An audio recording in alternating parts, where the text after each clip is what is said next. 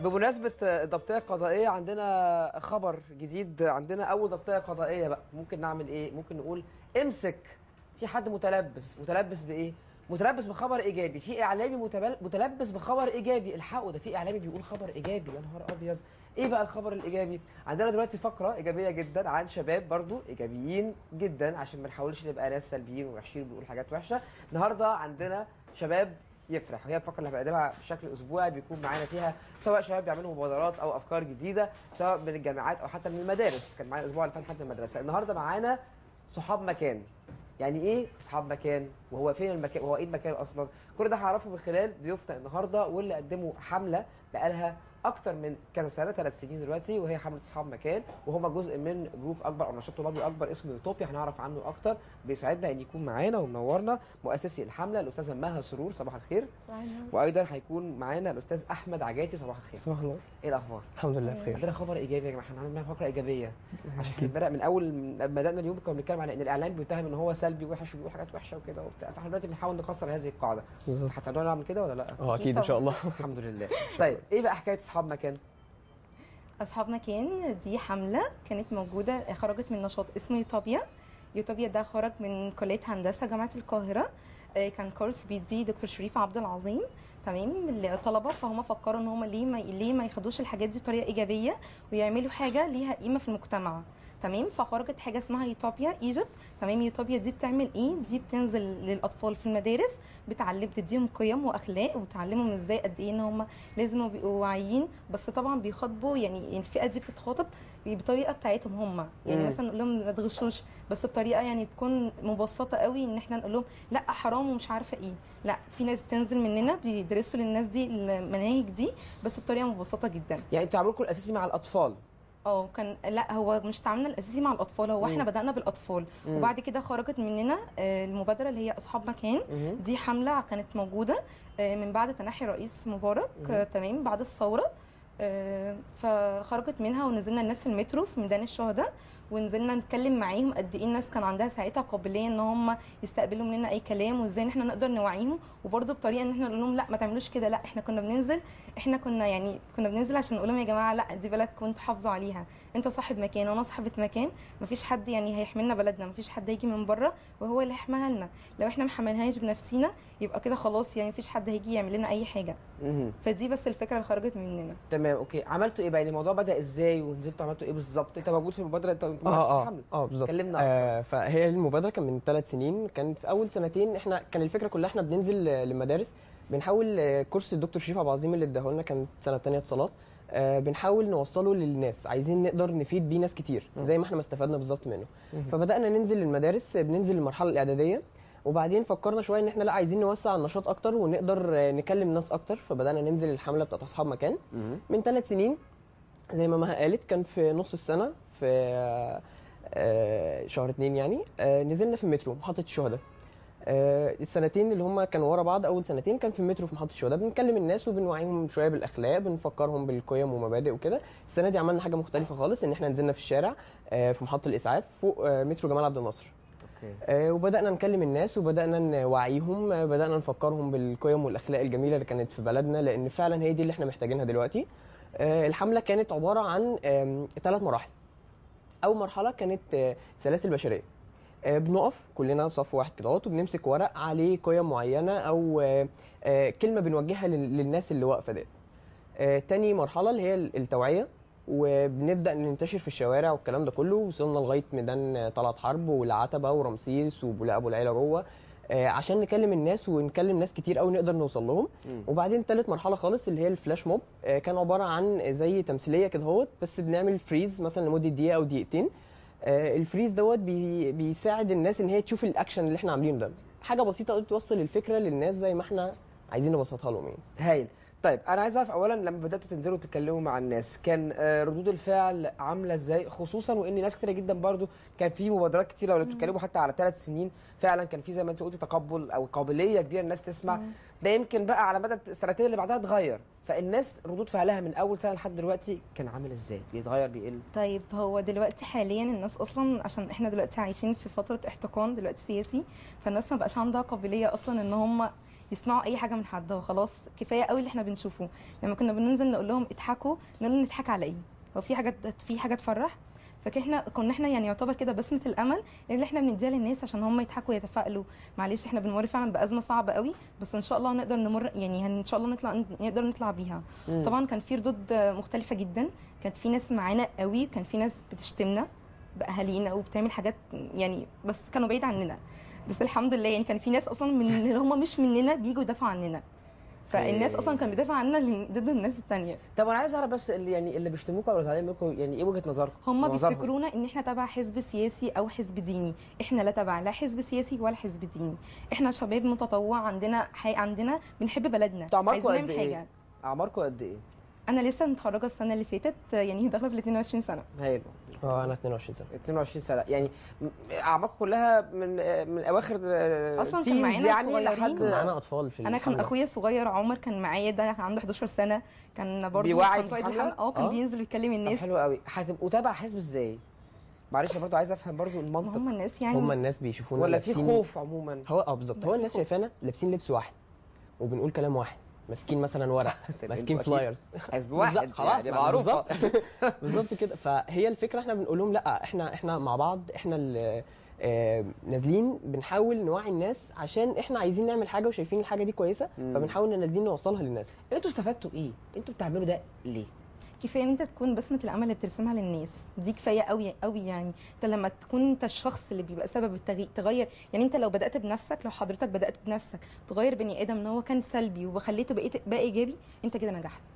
تخيل بقى احنا كنا شباب، كنا يعني في المتوسط من 80 ل 100 شخص كان بينزل، بنات وولاد، شباب صغيرين وكبار وكل حاجه، ومختلف الكليات في الجامعات كلها. كانوا بينزلوا، كانوا يعني كأن كده حد بياخد بايدك وبيطلع لبره عشان تبقى حد كويس. كان شعارنا اصلا السنه دي طلع الخير اللي جواك. كلنا احنا عارفين ان الشعب المصري شعب ودود وشعب بيحب بلده قوي، غير الاعلام وغير الحاجات اللي بتظهر في التلفزيون وان احنا لا بنخرب، لا احنا مش بنخرب، هي ناس كويسه، بس للاسف الاحداث بقت تخليهم يعني مش كويسين، بس للاسف بقى عندهم نبره سلبيه شويه او حزينه يعني. بالظبط طيب كده. انتوا لما بتنزلوا برضو يعني نرجع نقول تاني، بتتكلموا وبتعملوا وبتروحوا وبتيجوا وبتتجمعوا، كل ده مجهود وكل ده ممكن يكون مجهود زياده. بتستفيدوا انتوا ايه غير موضوع ان انتوا ان انتوا بتسووا بسمه امل للناس وتدوا ايجابيه وبتاع؟ استفدتوا ايه تاني؟ خبرات ايه تاني؟ او هو مقابل ايه زي ما بيقولوا؟ بالظبط، هو احنا بنتكلم مع الناس كلها، يعني بنتكلم مثلا مع الناس الكبيره والناس الصغيره، شباب وبنات، ممكن نتكلم مع اطفال عادي جدا. فكونك ان انت اصلا تسمع من الناس دي كلها وتقعد تتكلم معاهم وتناقشهم، تحاول تقنعهم بالفكره بتاعتك، دي في حد ذاتها بتديك خبره كبيره جدا. غير كده نشاط يوتوبيا كله قايم ان احنا اصلا الخير، ان احنا ناخد ثواب من الكلام ده، بنعمل حاجه للخير ليس اكثر ولا اقل. فدي الفكره كلها، ان كل واحد في دماغه ان احنا نازلين نعمل خير بس. ايا كان بقى اشكاله، ايا كان الخير ده ايه بالظبط. يوتوبيا هي المدينه الفاضله بالظبط. تمام. هل ممكن يكون في مدينه فاضله في حياتنا دلوقتي؟ بالاخلاق أكيد. بالاخلاق هتيجي مع كل الضغوط اللي احنا فيها مع ومع كل كل حاجة. المشاكل اللي احنا احنا فيها. حاولنا بالعكس نبدا هنطلع. بنفسنا وبنحاول نجيب الناس معانا. عايزين كلنا نفضل عايشين في المجتمع اللي هو الاخلاقي، اللي يبقى فعلا مدينه فاضله. زي هيجي حد يقول لك وانتوا شفتوا حاجه؟ انتوا لسه بتبتدوا حياتكم، هو انتوا عارفين احنا عايشين في ايه؟ واكيد دي كانت من ضمن ردود الفعل اللي فعلا. جات لكم. بتتقال، وفي ناس بتقول لنا انتوا الشباب انتوا اللي فيكم الامل. صح في مظبوط. ناس كانت بتبوس راس، يعني انا كنت شايفه اولاد زمايلنا في الحمله كان في ناس بتنزل تبوس راسهم. في ناس كانت ليا انا متاسفه جدا، بس اللي هم كانوا بيعملوا الاحذيه في الشارع، الناس دي اللي وقفت معانا، الناس دي اللي كانت بجد لما كان حد يجي يقول لنا حاجه كانوا بيقوموا لنا ونقف مكانهم. لان ساعتها ما كانش لينا مكان، فهم لا تعالوا انتوا هنا واحنا نقف اي مكان تاني. فقد ايه ان الشعب ده اصلا شعب جميل بطبعه. فانت ليه ليه ما تستثمرش يعني الموارد البشريه دي ان هي تبقى حاجه كويسه؟ كلنا عندنا افكار كويسه وكلنا ناس ايجابيين، بس للاسف يعني اللي بيحصل خلانا مش كده. فاحنا لا عايزين نقول ان احنا لا لازم نستمر، بلدنا كويسه، احنا معلش بنمر بازمه بس ان شاء الله نطلع منها على خير.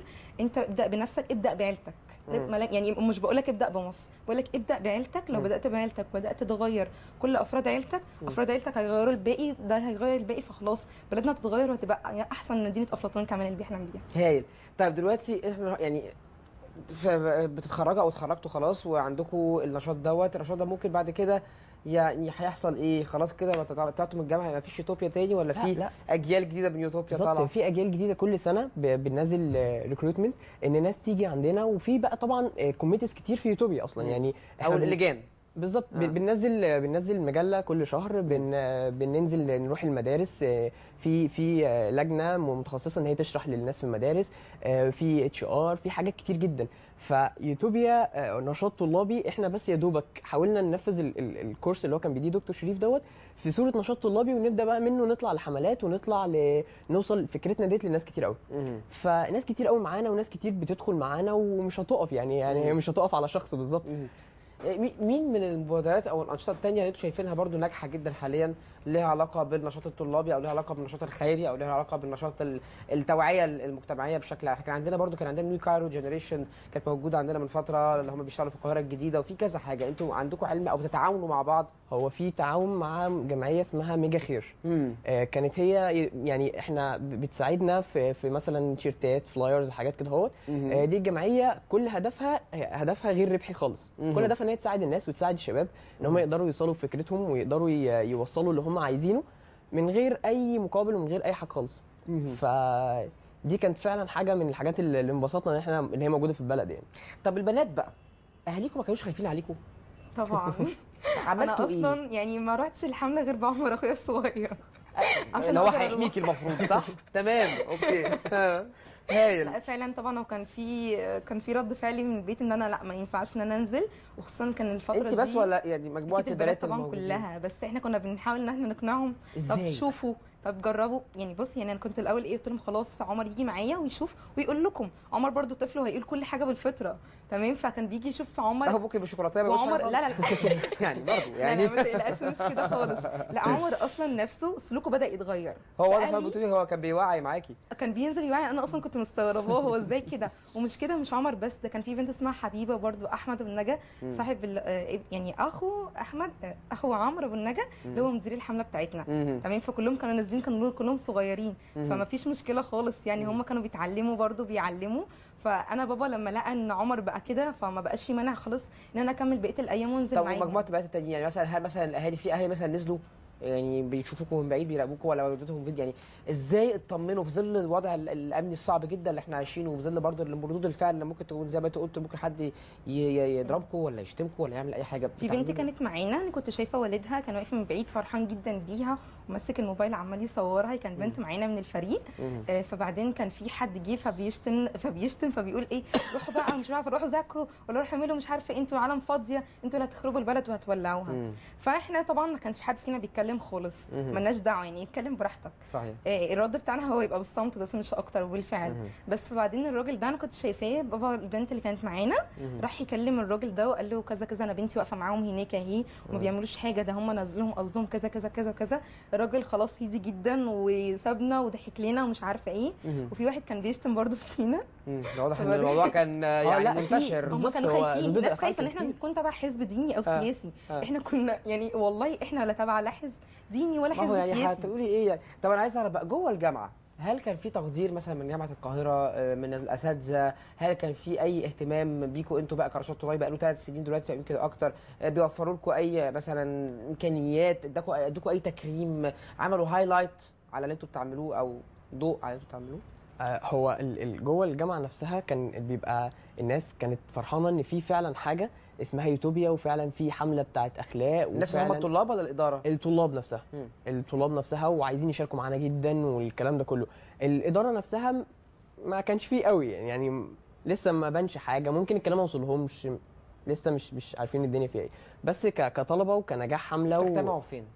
في الكافيتيريا يعني، ولا ليكم مثلا، ولا لا في الكليه؟ في الكليه. في الكليه بالظبط. تمام. ممكن مثلا بنحجز مدرج او حاجه ونعمل فيه الميتنج. فيبقى معروف ان في مدرج اتحجز باسم يوتوبيا اللي هو بيعملوا كذا كذا كذا، بالظبط. فبالتالي وصل لاداره الجامعه ان انتوا تعملوا حاجه، يعني الموضوع مش سر. ايوه، لا الموضوع مش سر خالص. اداره الجامعه بتدينا مدرجات، اداره الجامعه بتدينا اول كل سنه كده بوث بننزل نحطه كده عشان نقف ونوصل فكرتنا للناس اللي عايز يشترك معانا جديد. طب هايل، اوكي بالظبط. فلا يعني اداره الكليه متعامله مع الانشطه كلها بنسبه متساويه والكلام ده ايه كله. ايه الانشطه التانيه الموجوده برضه عشان برضه الساده المشاهدين يبقوا عارفين ايه الانشطه التانيه اللي موجوده من خلال جامعه القاهره اللي بتوفرها انشطه طلابيه يعني من الطلاب؟ في انشطه طلابيه كتير، في مثلا ماجنولوجي، في ستيب، في اي اس تي، في فيوتشر ايز، في حاجات كتير يعني مش عارف طبعا. نموذج كمان مصغر مش لجامعه هندسة الدول، بس. نموذج مصغر مش عارف كل اه، الكلام هو ده مش في هندسه بس، ده كمان في يعني في اقتصاد كليات مختلفه. بالظبط كده، مم. وفي تجاره، وبرده في كتير جدا. لو نزلت اصلا الجامعه اللي في اي وقت وفي اي يعني اي حاجه، يعني لو خطر على بالك انك تنزل دلوقتي مم. هتنزل تلاقي ناس واقفه بتعلم، مش عارفه بتدي كورسات،